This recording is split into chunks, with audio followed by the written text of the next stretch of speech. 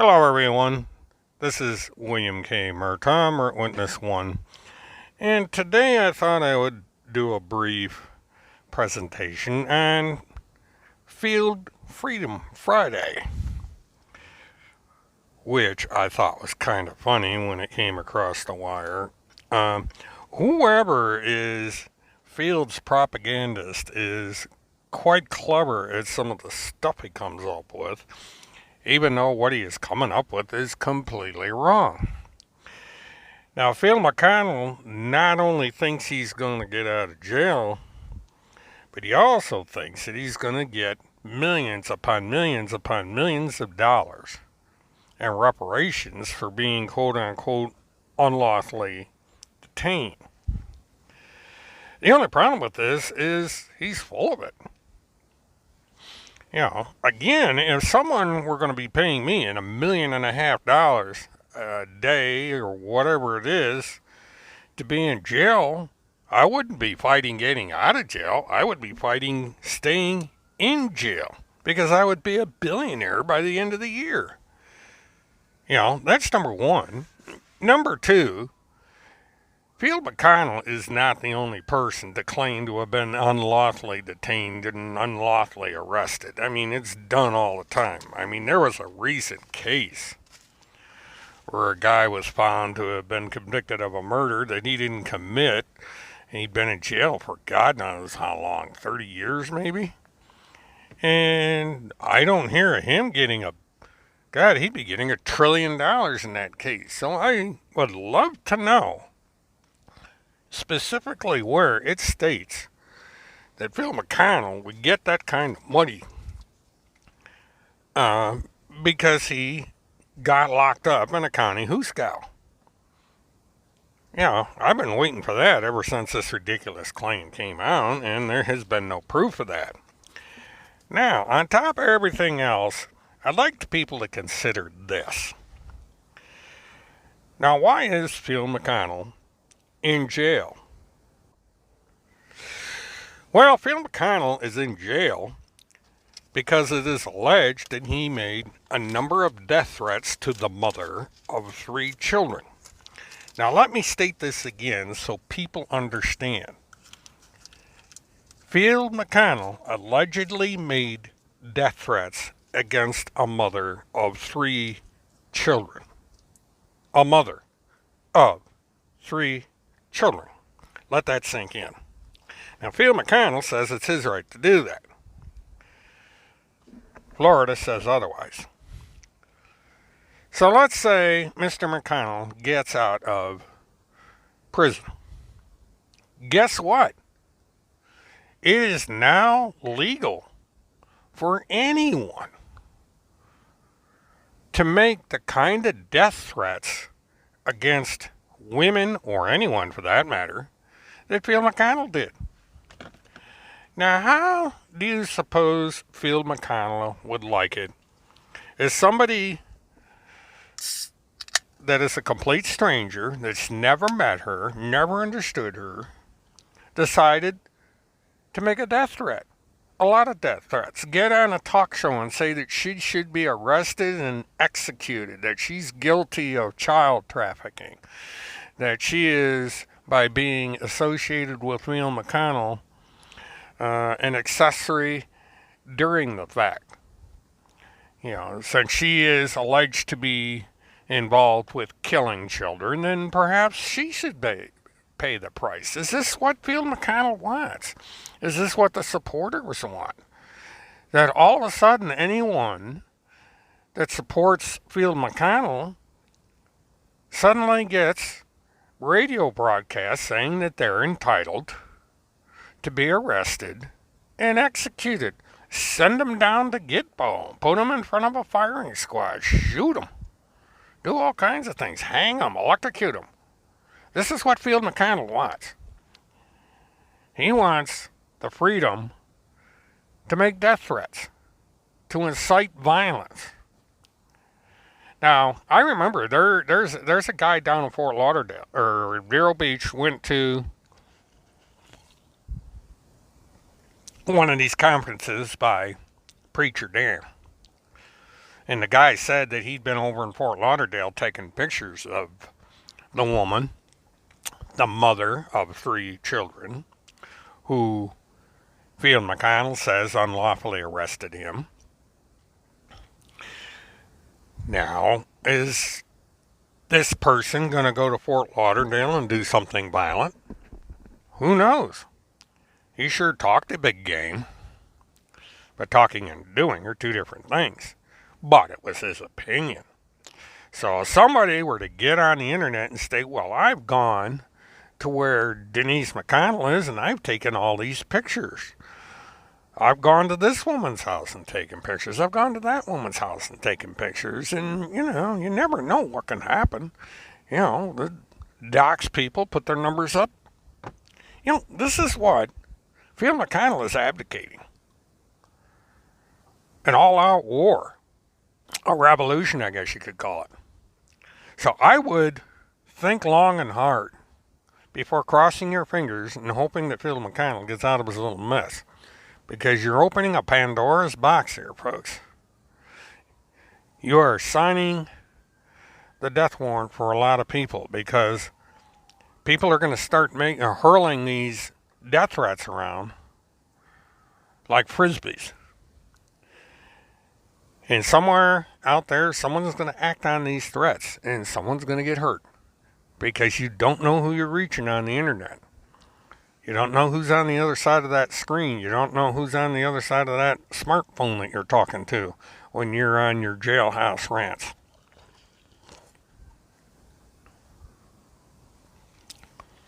So, I would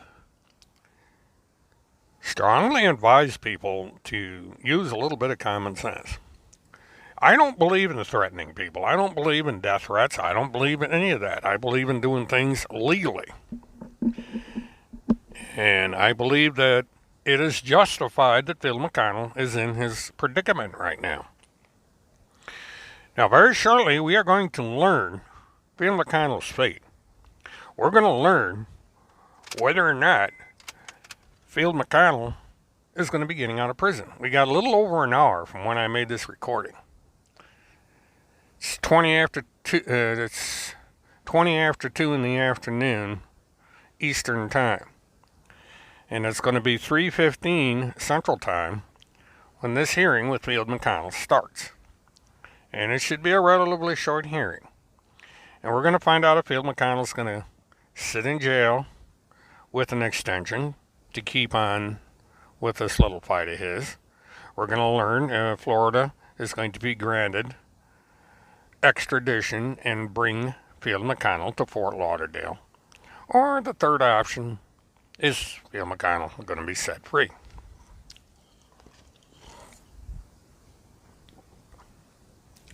Now, there's quite a few people that wish that Phil McConnell be set free.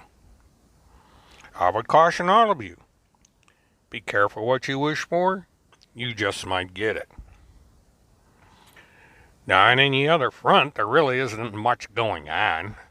Our resident tin hat conspiracy theorist, Timothy Charles Holmseth, has been quiet, probably enjoying the countryside out there in the middle of nowhere.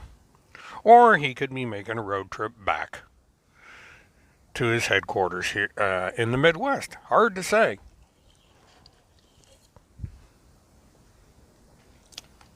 But other than that, not much is going on. And you know who else has been relatively quiet? Who hasn't said very much? The Children's Crusade. I haven't heard squat from them. Maybe they're in their own little world where I can't get access to them. But all of a sudden, they're awful quiet. Not much coming out of the Children's Crusade. Not much coming out of Dr. Good Vibes and some of these other people directly associated with that. Oh, we get Kurt Pendergrass and his little law journal. He's going great guns with that. On the Field Report, of all places. Can't even open up his own YouTube channel and do it on his own. He's got to piggyback off of the Field Report. Found that rather curious. So, there's that. Now I'm going to address something else here. I've noticed a lot of people barking at me on my YouTube channel. One person in particular who seems to think that because of my channel that I'm misleading people, that I'm not an expert, and that I'm wrong about everything. Okay.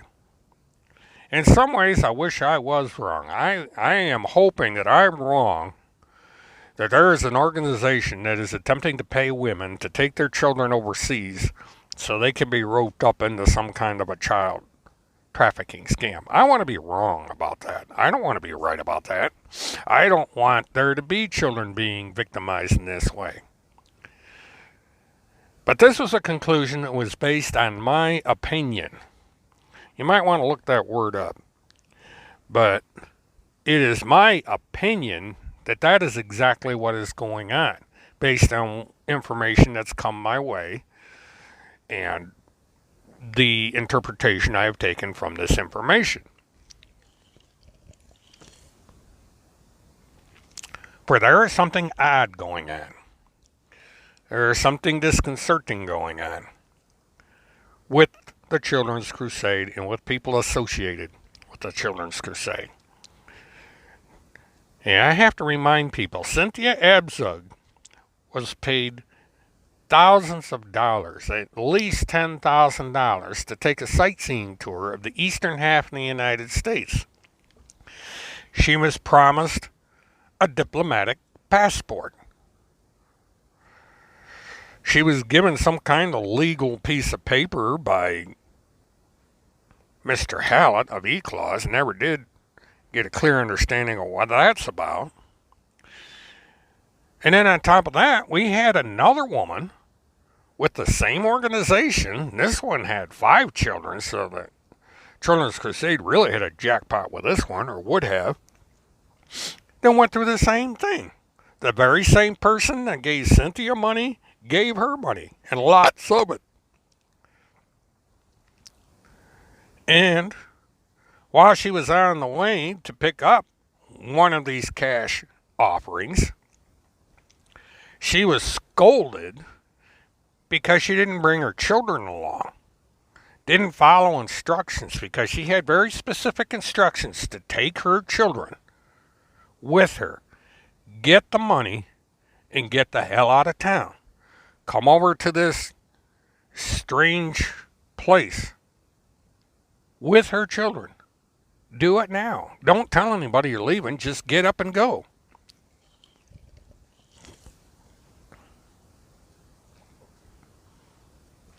The Children's Crusade wanted both of these women to do the one thing that would guarantee that they would permanently lose their children. And that is, take them out of town. Pack them up. Don't tell anybody where you're going, and just bug off. Look what happened to Cynthia Abzug. Now, she may have had a legitimate case. I have my opinion on it, but it's just that. Maybe she was set up. Maybe she doesn't have the Munchausen by proxy that she's been accused of having. But proving her case now is going to be that much more difficult, because she did just exactly what someone with her mental condition would do. She ran away. She got cornered. She got caught. She up, took off with a person she hadn't known very long, and ran. Hid from the authorities.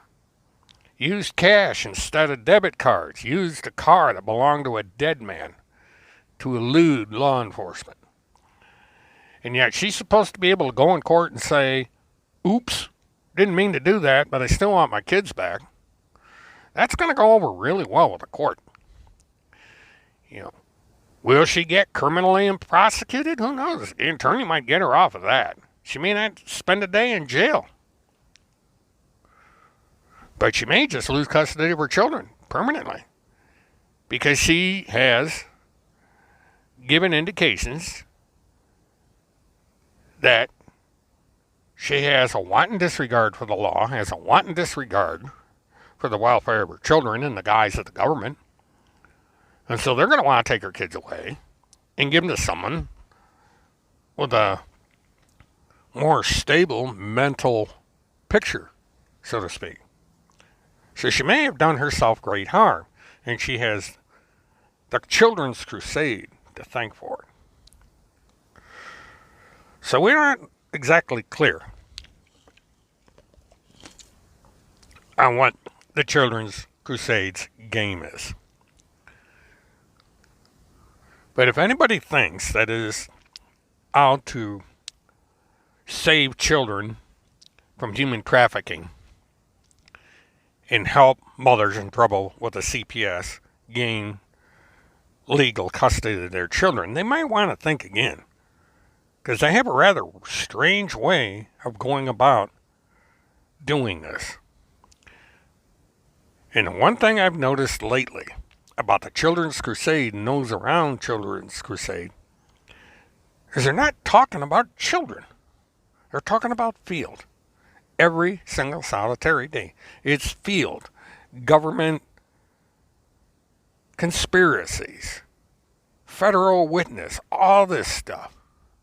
It's like the field mission has evolved into going back almost a decade and talking about autopilots on commercial airliners. Everything else has been forgotten. The whole reason why Field McConnell is in jail is forgotten. That he was accusing a woman, a mother of 3 children, of being involved in human trafficking.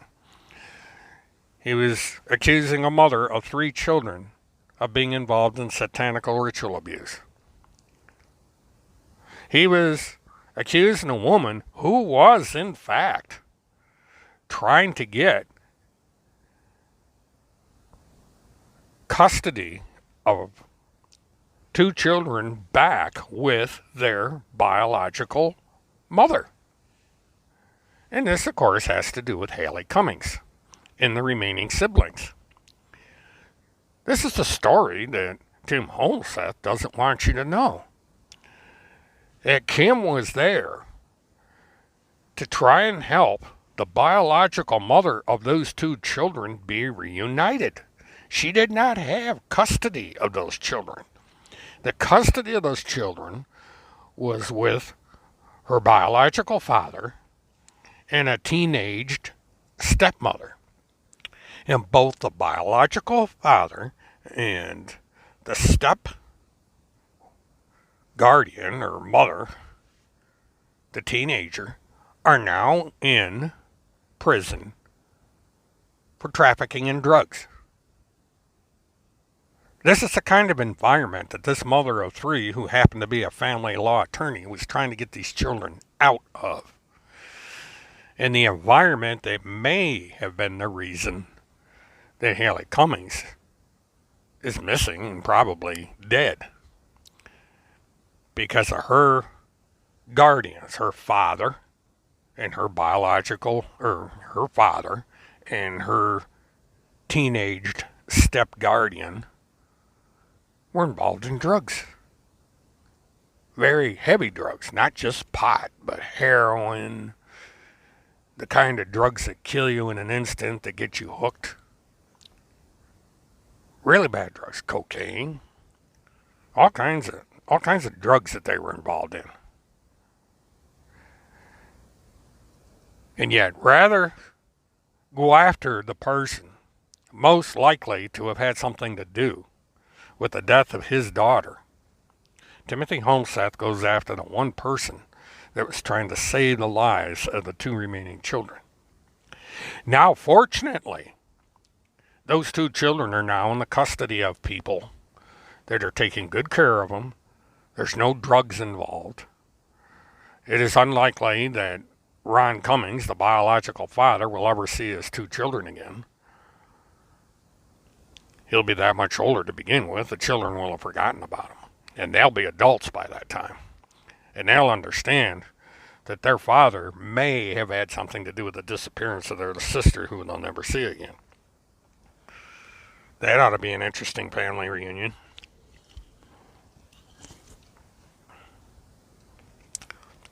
But this is a story that Tim Holmseth doesn't want you to hear. It's a story that Field McConnell doesn't want you to hear. It's the story of all those that support both of these 2 do not want you to hear. that because she was willing to step forward and help without a fee, she's working pro bono, which means free of charge. She was giving away thousands of dollars in legal representation to try and help a mother be reunited with her children. That's an interesting comparison, isn't it?